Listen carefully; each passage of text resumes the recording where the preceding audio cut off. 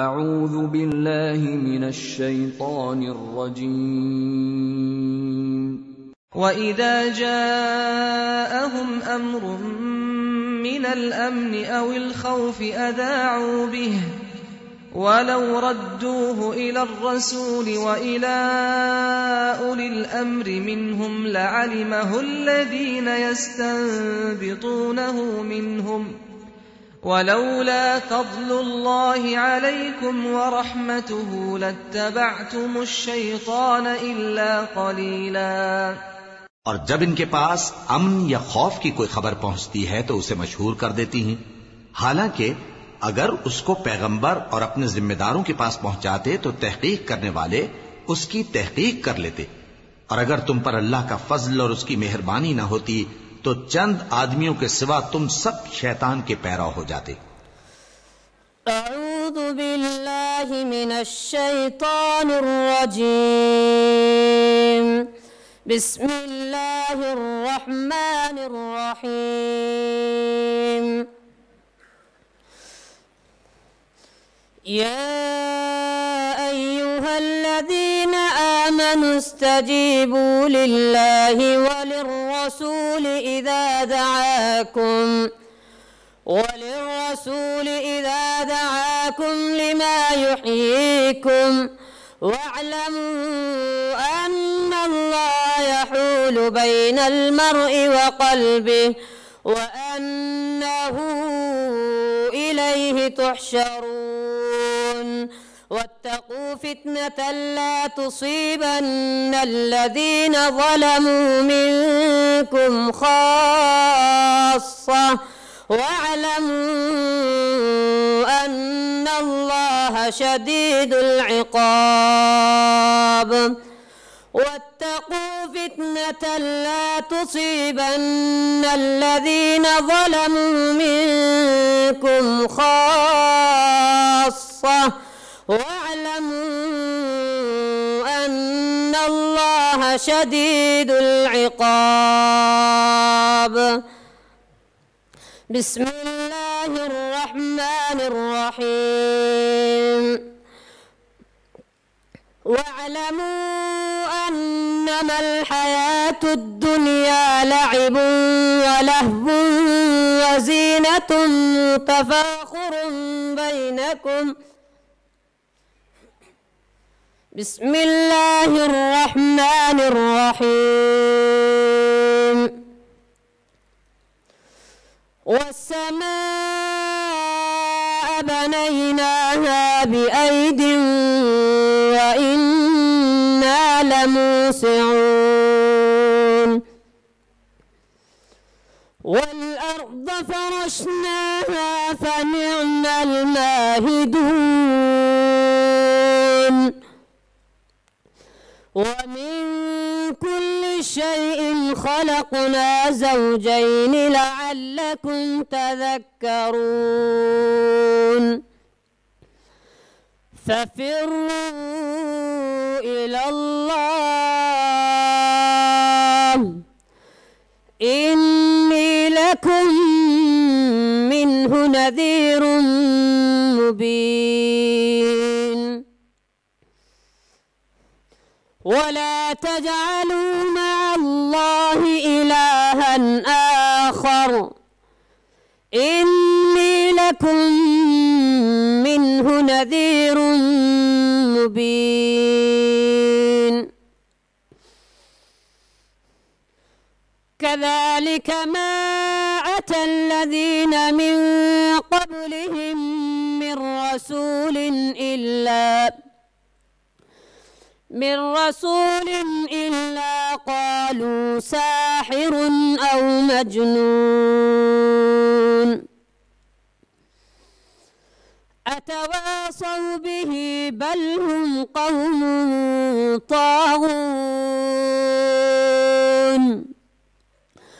فتول عنهم فما أنت بملوم وذكر فإن الذكرى تنفع المؤمنين وما خلقت الجن والإنس إلا ليعبدون ما أريد منهم من رزق وما أريد أن يطعمون إن الله هو الرزاق ذو القوة المتين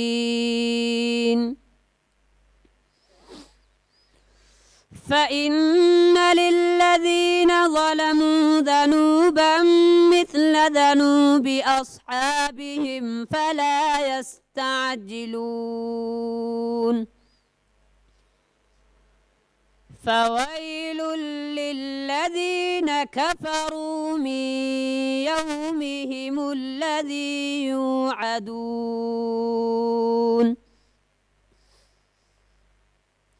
بسم الله الرحمن الرحيم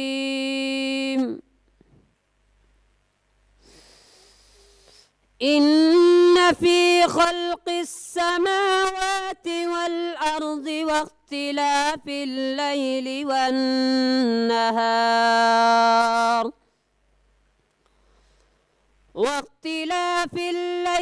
والنهار لآيات لأولي الألباب. السلام علیکم ورحمۃ اللہ وبرکاتہ. الحمد للہ رب العالمین والصلاة والسلام علی خیر خلقہ محمد وعلی آلہ واصحابہ اجمعین. اللہ کا شکر ہے، آپ لوگوں کا جذبہ دیکھ کر کے بڑی خوشی ہوتی ہے. ظہر کے بعد بھی الحمدللہ پروگرام رہا، وہاں بھی اس کے بعد پھر آنے جانے میں جو دیر ہوئی بہرحال معذور سمجھیے گا، اور اگر ہم پورے طور پر مقصد کی بات نہ کر سکیں تو ہمیں بھی معذور سمجھیے گا، کیونکہ تھکان بہت ہے. لیکن ایک چیز ہے کہ بہرحال یہ نوجوان بھائی ہمیں بھی نوجوان سمجھ رہے ہیں. سب سے پہلی بات اللہ کے شکر کے بعد آپ سب کا شکریہ کہ آپ لوگ الحمدللہ اللہ کے لیے کچھ باتیں سننے کے لیے آتے ہیں. اللہ تعالی ہمیں بھی توفیق دے کہ ہم کچھ ایسی بات کہہ سکیں جو مفید ہو انشاءاللہ. بغیر کسی تمہید کے حقیقت میں آج کل جو اہم چیز دیکھی جا رہی ہے اپنے نوجوانوں میں، دو متناقض چیزیں، اپوزٹ چیزیں. کچھ نوجوان ایسے ہیں جو الحمدللہ سیدھے راستے صراط مستقیم کے طالب ہیں، اور وہ اس کے پیچھے جو مشروع ذریعہ ہے اس کے ذریعے الحمدللہ وہ صراط مستقیم سیدھا راستہ، چاہے وہ دنیا کا ہو یا دین کا ہو، وہ ڈھونڈنے کی کوشش کرتے ہیں. میرا مقصد یہ ہے کہ اگر دین کا معاملہ ہے تو وہ لوگ الحمدللہ علماء سے اپنا تعلق جوڑ کر کے اور علماء کرام سے وہ ہدایت لے کر کے چلنا چاہتے ہیں. اور آج کل پوری دنیا میں ایک گروہ جو اس کا الٹا ہے، پوری دنیا میں نوجوانوں کا ایسا ہے جو جیسے کہ کسی بھائی نے ذکر کیا، پہلے بھی شاید سنا ہوگا آپ نے، اپنا علم صرف انٹرنیٹ اور واٹس ایپ اور اسی میں محصور کر کے پوری دنیا سے ادھر ادھر کی باتیں لے کر کے وہ سمجھتے ہیں کہ ہم علامہ ہو گئے یقیناً، اور اپنے طور پر بہت کچھ اس طرح لوگوں کی قیادت کرتے ہیں، نوجوانوں کی، اور ان کو گمراہ کرتے ہیں.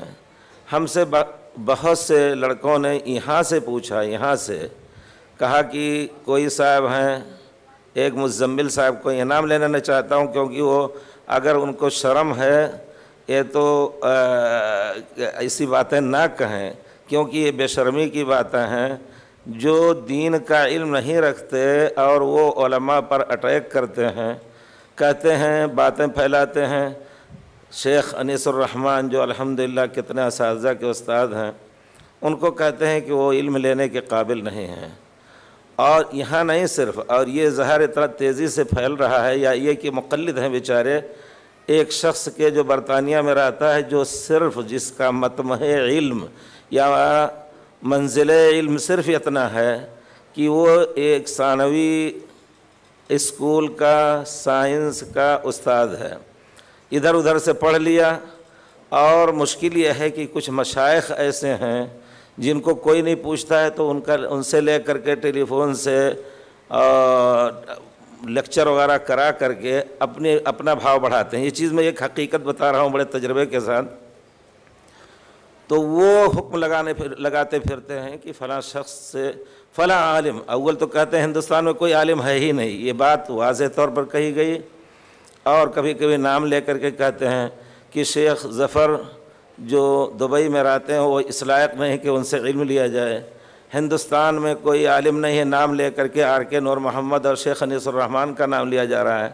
میں ان نوجوانوں سے کہوں گا کہ یقیناً تم لوگ بہت گمراہ جا رہے ہو. اگر اپنی خیر چاہتے ہو دنیا اور آخرت میں تو زبان کو حفاظت میں رکھ کر کے اللہ تعالیٰ نے جو طریقہ تعلم علم کا بتایا ہے وہ طریقہ اختیار کرو. ابھی علم سیکھو، اور علم کا سب سے پہلا مرحلہ توحید اور پھر سنت کے عقائد آپ سیکھیں اور لوگوں کو سکھائیں.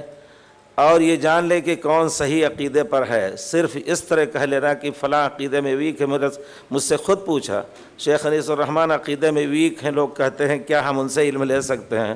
سبحان اللہ. اب کیا کہا جائے اگر ایسے لوگ جنہوں نے الحمدللہ جامعہ اسلامیہ میں دونوں کالجوں سے سرٹیفکیٹ لی ہے، اور پھر جامعہ سلفیہ جو سب سے بڑا اسکول ہے الحمدللہ جامعہ ہے بنارس میں، اس کے کئی سال تک مدرس رہے. پھر ادھر کیا نام ہے مدراس میں الحمدللہ درس و تدریس اور محاضرات لیکچرز وغیرہ دیتے رہے. وہ رات دن ان کا مطالعہ ہے الحمدللہ. اگر وہ علم لینے کے قابل نہیں ہے تو یہ کم وقت جو چھوٹے چھوٹے چوزے ہیں ان سے کوئی علم لے گا؟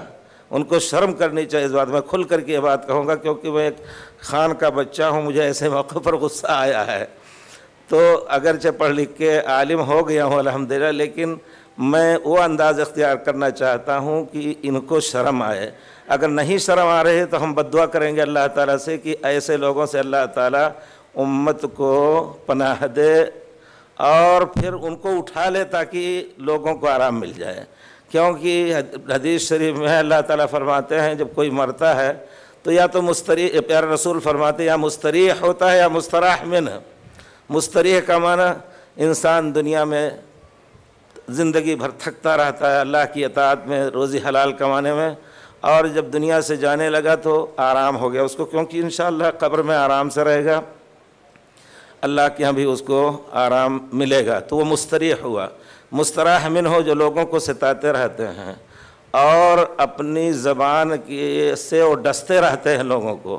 لوگ اس کے مرنے کے بعد لوگ اس سے آرام پا جاتے ہیں. ہم یہی بد دعا کریں گے کہ اللہ تعالیٰ ایسے لوگوں سے امت کو آرام دے. اور پھر یقیناً آپ یہ سمجھ لیں، پورے تجربے کے ساتھ میں کہتا ہوں کہ ان سے اگر پوچھا جائے کوئی مسئلہ دین کا، علم کا، زبان عربی کا، تو وہ نہیں بتا سکتے. لیکن وہ اپنے کو اتنا بڑا علامہ سمجھنے لگتے ہیں کہ چاروں طرف زہر پھیلاتے ہیں سانپ کی طرح. اللہ تعالیٰ ان کو ہدایت دے، نہیں تو پھر اللہ تعالیٰ ان سے امت کو آرام دے، وہی راحت پا جائے امت. ایسے لوگ یقیناً کچھ لوگ ایسے بھی ہیں جن کا بیک گراؤنڈ کچھ نہیں ہے. وہ ہو سکتا ہے کسی بدعتی باپ کے بچے رہے ہوں، میں نام نہیں لینا چاہتا، اس وقت ہیں کچھ ہمارے ذہن میں. جب کھنگھالا گیا تو یہ پتہ چلا کہ وہ کسی بدعتی باپ کے بچے ہیں. ہو سکتا ہے بن کر کے، تصنع کر کے، بناوٹ کر کے علماء حق سے لوگوں کو اس طرح دور کرنا چاہتے ہیں جس طرح منافق لوگ صبح ایمان لا کر کے شام کو کفر کر کے لوگوں کو اسلام سے دور کرنا چاہتے تھے پیارے رسول کے زمانے میں. میرا کہنا آخری یہ ہے کہ اللہ تعالیٰ نے فرض کیا ہے کہ علم سیکھو، اور کوئی بھی بات بغیر علم کے نہ بولو، حلال حرام بغیر علم کے نہ بولو، ورنہ اللہ پر بہت بڑا افتراء باندھ ہو گیا. ولا تقولوا لما تصف السنتكم الكذب هذا حلال وهذا حرام. خاص طور پہ کسی شخص کی غیبت کرنا اور کسی شخص کے بارے میں اس طرح کہہ کر کے جس کی حقیقت نہ ہو لوگوں سے اس کو دور کرنا، یہ یقیناً دنیا کے قانون کے تحت بھی مقبول نہیں ہے. لچے جائے کہ شریعت میں یہ چیز مقبول ہو. اور جن علماء نے الحمدللہ زندگی بھر علم پڑھا ان سے لوگوں کو دور کرنے کا گناہ ان کے اوپر آئے گا. تو سب سے پہلی بات میں یہ کہنا چاہتا ہوں، اپنے نوجوانوں کو کہ ان سب کی باتوں سے دور ہو کر کے محلے کا اگر ایک عالم یہ اگر پڑھ رہا ہے 4 5ویں جماعت تک ہی پڑھ لیا ہے اس نے، تو اس سے آپ چھوٹی چھوٹی کتابیں سمجھنے کی کوشش کریں، ان کے پیچھے چلیں اور ایک گروپ بنائیں۔ یہ ضروری نہیں کہ ان کی ہر بات کو مانیں، لیکن یہ ہے کہ کتاب کا وہ تفسیر کر سکتے ہیں، ترجمہ کر سکتے ہیں، آپ اس سے سنیں۔ مسجد میں ایسا ماحول بنایا جائے کہ ہر نماز کے بعد کچھ لوگ ایسے آئیں، ایسے ہوں جو وہاں بیٹھ کر کے لوگوں کو ان کا کلمہ صحیح کرائیں، ان کی صلاۃ صحیح کرائیں، ان کے الحمد کا معنی ان کو عام سمجھائیں، سبحان ربی العظیم سبحان ربی الاعلیٰ کا معنی کیا ہے۔ یہ ہے اصل کام، اور اسی کے لیے یہ امت نکالی گئی ہے۔ کنتم خیر امۃ اخرجت للناس تأمرون بالمعروف وتنہون عن المنکر۔ تو میری نصیحت یہ ہے کہ ہمارے نوجوان ہمارے بوڑھے باپ دادا جو ہیں، ہو سکتا ہے وہ اس زمانے میں پیدا ہوئے جب کہ علم کا رواج نہیں تھا، صرف زبانی یاد کر لی، الف بیتے سے بھی پڑھنا نہیں جانتے، تو الحمد ان کی کیسی ہے اس کو ٹھیک کرا دیں گے تو انشاءاللہ بڑے اجر کی بات ہوگی۔ مجھے یاد ہے ہماری والدہ الحمدللہ کچھ نہیں پڑھے تھیں، لیکن سن کر کے نماز کا طریقہ سیکھے ہوئے تھی، کچھ نہ کچھ قرأتوں میں یا سورہ فاتحہ میں بھی غلطی تھی، اور قل اعوذ برب الناس قل اعوذ برب الفلق 4 یا 5 سورتوں سے وہ اپنی نماز پڑھتی تھیں۔ ہم سوتے فجر کے عشاء کے بعد نیند میں رہتے ہو، کہتی بتاؤ ہمارے دیکھو یہ آیت صحیح ہے کہ غلط ہے، غلط ہے تو صحیح کر کے ہم دے دیتے، اور وہ رٹتی رہتی، ہم سو جاتے ہیں۔ اللہ گواہ ہے وہ کہتی تھی کہ اگر بچوں کے پڑھانے سے، ہم لوگ سے چھوٹے تھے، اپنے بستی میں پڑھتے تھے، الحمدللہ پھر اللہ نے نکالا وہاں سے، تو کہتی تھی اگر بچوں کے پڑھانے سے ہمارا کوئی فائدہ نہیں ہوا سوائے اس کے کہ انہوں نے میری نماز صحیح کر دی تو ہماری زندگی کا حاصل ہو گیا۔ تو ان بزرگوں کو چاہیے اپنے بچوں کو جس وقت پڑھ رہے ہیں شرم نہ کریں، اور اپنے بچے سے کہیں کہ سنو میرا کلمہ، سنو میری قرأت سنو، الحمد کی قل اعوذ برب الناس کی نہیں صحیح ہے، صحیح کرو۔ ماشاءاللہ بچے خاص طور پہ اس علاقے میں نے دیکھے بہت سے بچے ایسی قرأت کرتے ہیں جیسے معلوم ہوتا ہے مکہ مدینے میں انہوں نے تجوید سیکھی ہے، بہت ہی خوبصورت یقیناً، اور مخارج اگرچہ اس کے قواعد ان کو یاد نہ ہو لیکن مخارج بہت خوبصورت ہیں، اور یہ طریقہ کوئی بھی سیکھ سکتا ہے۔ اچھی کیسٹ لے کر کے ہم نے آج سے 20-25 سال پہلے ایک اسکول قائم کیا ہم سب مل کر کے، تو اس میں ہم اچھے لوگوں کی قرأت، شیخ سدیش، شیخ شریم تو بعد میں آئے، اس سے پہلے شیخ سبیل کا کی کیسٹ لے کر کے ان مدرسوں کو دیا، سن کر کے بچوں نے ایسا الحمدللہ ایسی قرأت کرنے لگے جیسے معلوم ہوتا ہے وہ قاعدے کے تحت استاد سے سن کر کے الحمدللہ سیکھے ہیں۔ تو یہ بھی ایک طریقہ ہے، کوئی بھی بزرگ ہوں اپنا CD نہ جانتے ہوں تو پرانے زمانے کا ٹیپ ریکارڈ لے کر کے اور اس سے سننے کی کوشش کریں، کیونکہ یقیناً علم کا طریقہ یہی ہے کہ کسی کے ذریعے سے لیا جائے گا، اور علم یوں ہی بغیر سیکھے نہیں آتا ہے۔ تو ہم بزرگوں سے بھی کہیں گے اور نوجوانوں سے بھی کہیں گے کہ اس قسم کے بیوقوفوں کے پیچھے نہ پڑو جو تمہاری عاقبت کو، تمہاری دنیا کو بھی خراب کریں گے، تمہاری عاقبت کو بھی خراب کریں گے، اور وہ لوگوں کو ڈس کر کے گناہ لے رہے ہیں۔ پیارے رسول فرماتے ہیں وَهَلْ يَكُبُّ النَّاسَ فِي النَّارِ إِلَّا حَصَائِدُ أَلْسِنَتِهِمْ، بہت سے ایسے ہوں گے جو جہنم میں صرف اس وجہ سے جائیں گے، نماز بھی ہے ان کی، ہاں صلاۃ بھی ہے، صوم بھی ہے، روزہ بھی ہے، حج بھی ہے، زکوٰۃ بھی ہے، لیکن صرف زبان کی چلانے سے اور لوگوں کی عزت یا لوگوں کی آبرو پر حملہ کر کے وہ اس کے بدلے وہ جہنم میں جائیں گے، صرف اس وجہ سے وَهَلْ يَكُبُّ النَّاسَ فِي النَّارِ إِلَّا حَصَائِدُ أَلْسِنَتِهِمْ۔ تو یہ لونڈے جو بڑے بڑے علماء کو معطل کر رہے ہیں اور لوگوں میں پھیلا رہے ہیں کہ ان سے علم نہیں لینا چاہیے، ان کو اگر اسلامی حکومت ہو تو ہمارے خیال سے وہ سرزنش کے لائق ہیں، اور جب تک توبہ نہ کرنے تب تک جیل سے نہ نکالے جائیں۔ لیکن ایک عام ایسے ملک میں جہاں ہر ایک مالک ہوتا ہے اپنے نفس کا، تو وہاں ان کے ساتھ کچھ نہیں کیا جا سکتا ہے سوائے نصیحت کے۔ نصیحت نہیں قبول کریں تو ہم بد دعا کریں گے کہ اللہ تعالیٰ امت کو ان سے آرام دے دے بس، اور ایسا بنا دے کہ بول بھی نہ سکے۔ بہت ظلم کر رہے ہیں، یہاں سے دیکھیے فرانس میں یہ چیز ہم نے 4-4.5 مہینے وہاں رہ کر کے دیکھی، معمولی بچے جو ہو سکتا ہے الحمد کا معنی بھی نہیں سمجھتے ہوں، وہ فلاں کے بارے میں اس نے کہا اس سے علم نہیں لینا ہے، اس طرح کی باتیں کر کے اڑاتے رہتے ہیں۔ اور ابھی کل کسی نے مجھ سے پوچھا کہ فلاں نے، کسی نے انہی میں سے، ان پاگلوں میں سے کسی نے کہا کہ میں یعنی وسیع اللہ یہ کہتا ہوں کہ شیخ انیس اور شیخ آر کے سے علم نہیں لینا چاہیے۔ اتنے احمق ہیں بیچارے کہ پتہ نہیں کیسے پاگل کی طرح کبھی اس طرح کی بات کبھی اس طرح کی بات، اور یہ پورے طور پر جھوٹ ہماری طرف منسوب ہے۔ تو اسی طرح اور کسی سے کہتے ہوں گے کہ یہ جو ہے فلاں نے کہا ہے ان سے علم نہ لو، یہ لوگ عقیدے میں ہوگی۔ یہ میں ایک نصیحت یہ کرنا چاہتا ہوں۔ دوسری نصیحت یہ ہے کہ دیکھیے ایک زمانہ آئے گا فتنوں کا، نبی کریم صلی اللہ علیہ وسلم کہتے ہیں کہ پتہ نہیں چلے گا کہ حق کس کی طرف ہے، کون سی بات حق ہے کون سی بات ناحق ہے۔ آج کل دنیا کی سیاست میں ہماری چھوٹے چھوٹے بچے پڑھ کر کے ضائع ہو رہے ہیں یقیناً۔ اب آپ سوچیں کہ یعنی معمولی قسم کا آدمی اور بات کرتا ہے تو ایران توران اور پھر لیبیا تونس اور اس کی، آپ یہ حقیقت سمجھیں رات دن اسی میں ہم جیتے ہیں۔ اور مجھے کم سے کم 50 مرتبہ ویزا بھیج کر کے وہ میرے پاس رکھا ہوا ہے، لیبیا بلا رہے ہیں، لیکن لیبیا والے تونس والے، لیکن میں صرف اس وجہ سے نہیں کہا، میں نے کہا میں ابھی نہیں جا سکتا کیونکہ ابھی تمہاری تلواروں سے خون ٹپک رہا ہے۔ حقیقت ہے کہ آنے والے دن اور ہی برے ہوتے جا رہے ہیں۔ شرعی ایک مسئلہ یہ ہے، کتنا بجے ہے شیخ، ہم لوگوں کو جانا بھی ہے۔ شرعی مسئلہ ہے کوئی بھی حکومت ہو، یہاں کی حکومت ہندوستان کی حکومت ہے، ہمیں اس شرعی اور تدین اور دیانتداری کی بات ہے کہ اس کے خلاف اس وقت تک آواز نہ اٹھائی جائے جب تک ہمیں کوئی نقصان نہ پہنچائے۔ ہمیں آزادی ہے مسجد بنانے کی، مدرسے بنانے کی، قانون کے تحت ہم بنائیں، لیکن جو لوگ اس مقصد سے توڑ پھوڑ کرتے ہیں کہ ہم حکومت کو گرا دیں گے، تو وہی ہے جیسے کوئی بیچارہ ایک میڈھا جا کر کے پہاڑ پہ اپنی سر مارے، سینگ اس کی ٹوٹے گی، پہاڑ نہیں گرے گا۔ یہ شرعی مسئلہ ہے، یعنی میں کہہ رہا ہوں دیانتداری کی بات ہے۔ پیارے رسول صلی اللہ علیہ وسلم نے حبشہ میں ہجرت کرنے کا صحابہ کا کیوں حکم دیا؟ کیونکہ وہاں پناہ ملی۔ برطانیہ میں لوگ ہیں، وہاں بھاگ کر کے اپنے ملکوں سے بھاگ کر کے پناہ لیے ہیں، لیکن کچھ ایسے سرفرے ہیں جو اخوانی یا حزب التحریر، جو ان کا نام اردن میں حزب التحریر ہے اور وہی مصر کے اخوانی، ہم نے ان کو کہتے ہائیڈ پارک میں کھڑے ہو کر کے تقریر کر رہا ہے کہ وہاں آپ جائیں، آج کے دن کوئی بھی کچھ بھی لے کر کے مائکروفون چیختا رہے، 2-4-10 آدمی اکٹھا ہو جائیں گے۔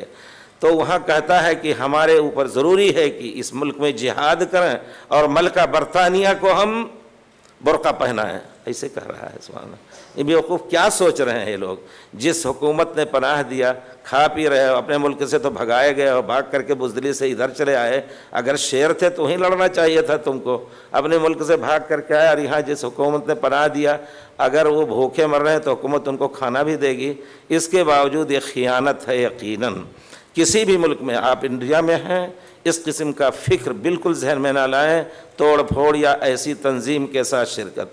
ہاں یہ شرعی مسئلہ ہے، اگر کوئی ہمارے اوپر حملہ کر رہا ہے تو ہم بڑھ کر کے اس دفاع کریں گے، یہ پوری دنیا کا حق ہے۔ ایک بلی کو بھی اگر زک دیں گے ہم تو آخر میں عاجز ہو کر کے وہ پنجہ مار دے گی، یہ شرعی حق ہے۔ لیکن کوئی ایسی تنظیم سری ہو یا جہری ہو جو موجودہ آپ جس انڈیا میں جی رہے ہیں ہم سب، اس میں اگر کوئی ایسا کوئی کام کرنا چاہے توڑ پھوڑ کا یا یعنی تفجیر بم وغیرہ اور دوسرے حوادث کرنے کا، تو یقیناً یہ شرعی طور پر غلط ہے۔ آپ لوگ اس کی ان سب کی باتیں نہ سنیں اور ان کے پیچھے پڑ کر کے اپنا مستقبل خراب نہ کریں۔ آپ دین سیکھیں، لا یکلف اللہ نفسا الا وسعہا۔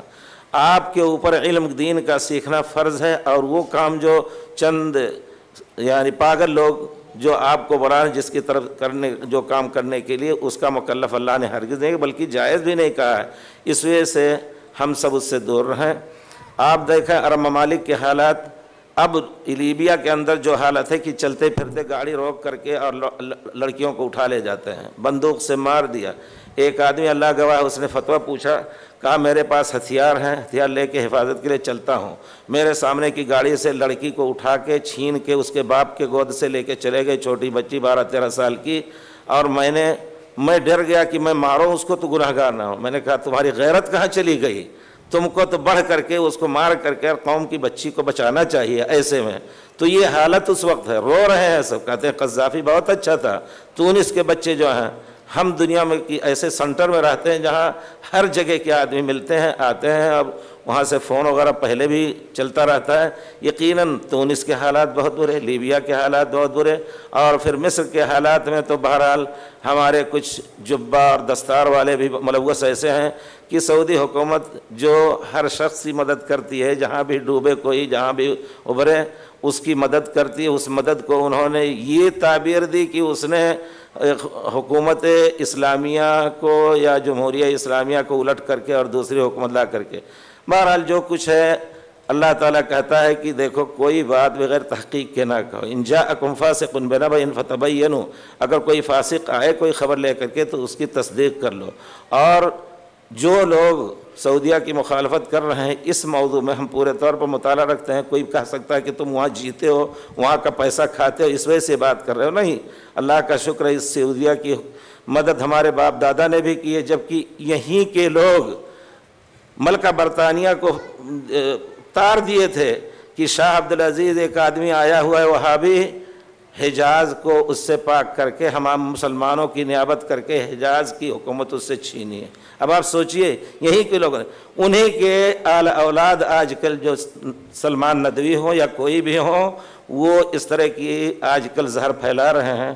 اور اس وجہ سے کہ آپ کی ان کے عقیدے کے خلاف الحمدللہ آپ دیکھیں کتاب اللہ اور سنت رسول کا جو رواج دیا ہے سعودیہ نے, 800 سال تک وہ رواج نہیں رہا ہے. لوگ اسی اللہ کے گھر میں اپنے فقہ مذاہب کو لے کر کے 4 مصلے بنا کر کے, ایک زمانے میں شیعہ کا بھی مصلہ تھا. 570-72 میں ابن جبیر اندلسی نے حج کیا. اپنے سفر نامے رحلہ میں لکھا ہوا ہے کہ 5واں میں نے دیکھا, ہم 4 سنتے تھے, 5واں بھی دیکھا جو زیدیہ اور شیعہ کا ہے. تو یہ سب اس طرح کے تھے. امن بالکل مفقود تھا. حاجی کفن کیوں لے کے جا رہے ہیں, اب بھی اور لے کے جاتے تھے. یہ رواج اس وقت نکلا جبکہ حاجیوں کو مار کر کے بے گور و کفن چھوڑ دیتے تھے. تو اگر وہ قتل کریں تو ہمارا کفن ہمیں کم سے کم دے دیں. اس لیے یہ رواج بنا کہ حاجی کفن لے کے جاتے ہیں, ورنہ وہاں بھی کفن مل سکتا ہے, خریدا جا سکتا ہے ان کے لیے, وہ خود خرید سکتے ہیں. تو کہنے کا مطلب یہ ہے کہ الحمدللہ سعودیہ نے جو امن قائم کیا پوری دنیا اس کو ترس رہی ہے. اور دین کا جو کام کیا قرآن اور حدیث جس سے جلتے ہیں یہ لوگ, وہ کام 800 صدی ہجری تک پہلے نہیں ہوا ہے. آپ یہ پوری تاریخ اس کے لیے گواہ ہے. یہ نہ کہیے الحمدللہ ہم اگر یہاں رہتے تب بھی یہی بات کہتے, وہاں جی رہے ہیں تو اور ہی زیادہ بصیرت کے ساتھ مطالعہ کر کے یہ سب. اور جو لوگ بہرحال ہمیشہ ایسے ہیں جو جا کر کے وہاں نماز نہیں پڑھتے ہیں اور اماموں کو کافر کہتے ہیں, ان کا تو کیا کہنا. لیکن ہم یہ چاہتے ہیں کہ جو لوگ اپنے کو صحیح عقیدے کا حامل کہتے ہیں وہ اس قسم کے پروپیگنڈے میں داخل نہ ہوں. اللہ تعالیٰ آپ سب کو توفیق دے کہ دین کی سمجھ حاصل کریں, اور علماء کے ساتھ جڑیں گے تو انشاءاللہ پھر آپ کو صحیح راستہ نظر آئے گا. اب اجازت دیجیے, اللہ تعالیٰ آپ سب کو اچھا رکھے. ٹریفک بہت ہے, کہیں ایئرپورٹ تک بھی ٹریفک کہیں ایسی نہ ہو کہ ہم پہنچ نہ سکیں. دعا کیجیے اللہ تعالیٰ پھر ملائے انشاءاللہ, اور اللہ تعالیٰ توفیق دے کہ لمبی تھوڑی سانس میں کوئی پوری بات نہیں کہی جا سکتی ہے. انشاءاللہ اللہ تعالیٰ موقع دے تو پھر بیٹھنے کا انشاءاللہ حق ادا کیا جائے گا. وصلی اللہ علی خیر خلقہ محمد وعلی آلہ واصحابہ اجمعین. اللہ یبارک فیک.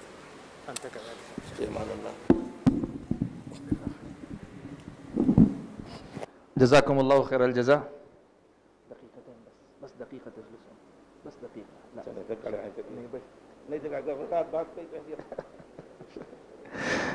جزاکم اللہ خیر الجزا. مجلس کو آگے بڑھاتے ہوئے میں یہ کہوں کہ IIC اسلامک انفارمیشن سینٹر کے جو بھائی ہیں وہ لوگ چاہتے ہیں کہ ہمارے جو معزز علماء کرام ہیں ان کی خدمت میں کوئی ہدیہ پیش کریں. میں بھائیوں سے گزارش کروں گا کہ آئیں فضیلت الشیخ ڈاکٹر وصی اللہ محمد عباس حفظہ اللہ کی خدمت میں تحفہ پیش کریں.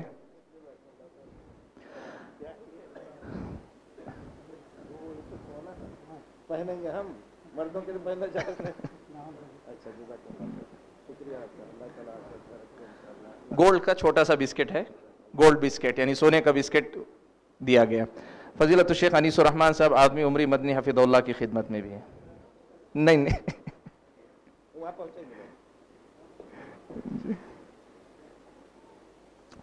چونکہ وقت ہو رہا ہے اس لیے فضیلت الشیخ ڈاکٹر وسیع اللہ محمد عباس حفظہ اللہ ہم سے رخصت ہو رہے ہیں. آپ کی کہ ہوائی جہاز کا وقت قریب ہے، اور جیسا کہ ہم نے شروع میں بھی کہا کہ ٹرافک اتنا زیادہ شدید ہے، ازدحام کی شدت کی وجہ سے یہاں پہنچنے میں دیر ہوئی، تو شیخ چاہتے ہیں جلد سے جلد نکلیں تاکہ فلائٹ پکڑ سکیں، چھوٹ نہ جائے.